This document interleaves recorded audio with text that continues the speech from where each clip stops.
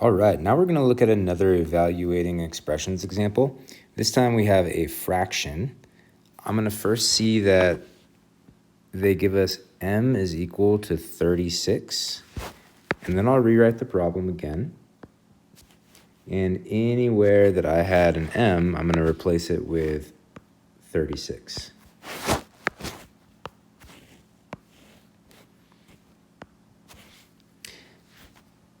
At this point, if you'd like to use your calculator to do 5 times 36, you're welcome to do that.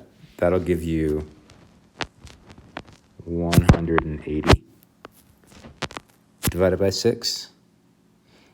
And again, 180 divided by 6, if we plug that into our calculator, is going to give us 30.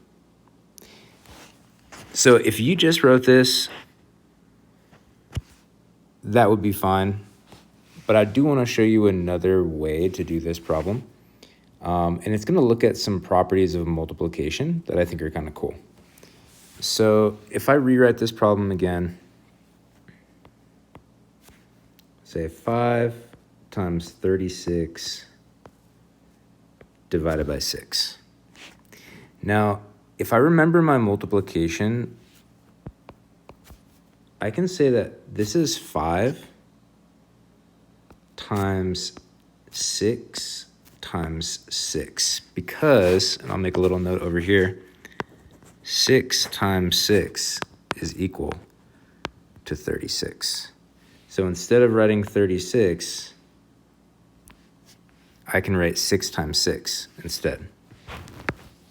And here's why that's kind of a cool trick. Because anytime I have the same number on the top and the bottom of a fraction, and everything on the top and everything on the bottom, they're all just connected by multiplication, I can divide out anything that's the same on the top and the bottom of the fraction. We know that 6 divided by 6 is equal to 1.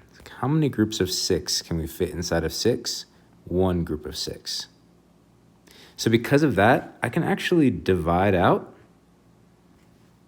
these two 6s, one on the top and one on the bottom. And what I'm left with is just 5 times 6 times 1, where this 6 divided by 6 above becomes 1.